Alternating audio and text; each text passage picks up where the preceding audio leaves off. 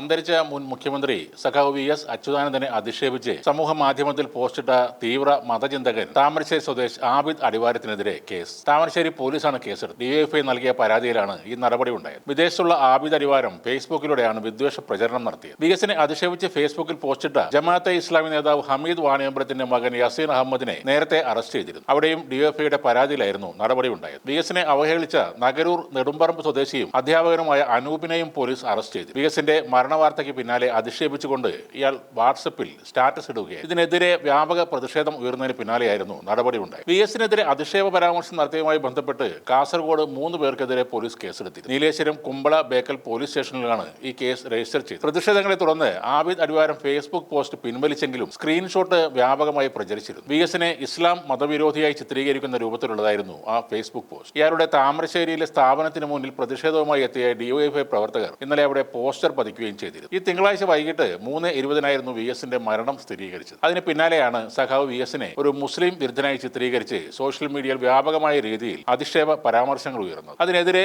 CPM നേതാക്കളടക്കം രംഗത്ത് വന്നിരുന്നു. കൂടിയ ഇനം വിഷയങ്ങൾക്കെല്ലാം നല്ല ചികിത്സ കൊടുത്ത മണ്ണാണ് കേരളത്തിന്റെതെന്നും ഇവിടുത്തെ മതേതര ഇടത്തെ തകർത്ത് വീതം വെച്ചെടുക്കാൻ ഒരു വർഗീയ വിഷകോമരങ്ങൾക്കും സാധിക്കില്ലെന്നുമാണ് CPM വയനാട് ജില്ലാ സെക്രട്ടറി K റഫീഖ് പ്രതികരിച്ചത്. ഒരു മനുഷ്യായുസ് മുഴുവൻ മതതീവ്രവാദികളോട് ഒരു കോംപ്രമൈസും ചെയ്യാതെ ഈ നാടിന്റെ മതനിരപേക്ഷത ഉയർത്തിപ്പിടിക്കാൻ ശ്രമിച്ച ആളാണ് VS എന്നും അങ്ങനെ ആ മനുഷ്യനെ അന്ത്യനാളുകളിൽ മതമൗലികവാദിയാക്കാൻ ശ്രമിക്കുന്ന മതതീവ്രവാദികളെ നാട് തിരിച്ചറിയുന്നുണ്ട് എന്നുമായിരുന്നു DYFI സംസ്ഥാന സെക്രട്ടറി VK സനോജ് ഫേസ്ബുക്കിലൂടെ പ്രതികരിച്ചത്. സത്യത്തിൽ VS മരിച്ചു എന്നറിഞ്ഞപ്പോൾ മുതൽ തുടങ്ങിയ ആഘോഷമായിരുന്നു ഒരു കൂട്ടം ആളുകൾ. സാധാരണ ഇങ്ങനെ മരണമുണ്ടാകുമ്പോൾ സംഘപരിവാർ അണികളായിരിക്കും ഇത്തരം വിഷംതുപ്പൽ നടത്തുന്നത്. എന്നാൽ ഇത്തവണ ആ കണക്കുകൂട്ടലെല്ലാം തെറ്റിച്ചുകൊണ്ട് ജമാഅത്തെ ഇസ്ലാമിക്കാർ അത് ഏറ്റെടുക്കുകയായിരുന്നു. ഇപ്പോൾ പലരും പറയുന്നത് ആബിദ് അടിവാരം എവിടെയാണ് VSനെ അപമാനിച്ചതെന്ന്. ആ പോസ്റ്റിൽ അങ്ങനെ ഉണ്ടോ എന്നൊക്കെയാണ്. കൃത്യമായി ആ പോസ്റ്റിൽ അതുണ്ട്. ആ ജൂതൻ പക്ഷേ ഒരു മുസ്ലിം വിരോധി ആയിരുന്നില്ല എന്ന ഒരൊറ്റ വരിയിലുണ്ട് ആബിദ് അടിവാരത്തിന്റെ ദുഷിച്ച മനസ്സ്. VS അച്യുതാനന്ദനെ മുസ്ലിം വിരോധി എന്ന് ചാപ്പ കുത്തുന്നത് തന്നെയാണ് ആ പോസ്റ്റ്. ഒരു പൊതുസമൂഹത്തിൽ എങ്ങനെ ഇടപെടണം, എങ്ങനെ പ്രതികരിക്കണം എന്നറിയാത്ത കുറെ പേർ ഈ നാട്ടിലുണ്ട്. എല്ലാ വർഗീയവാദികൾക്കെതിരെയും വർഗീയവാദികളായ സമുദായ നേതാക്കൾക്കെതിരെയും എക്കാലത്തും സധൈര്യം നിലപാടെടുത്ത കമ്മ്യൂണിസ്റ്റുകാരനാണ്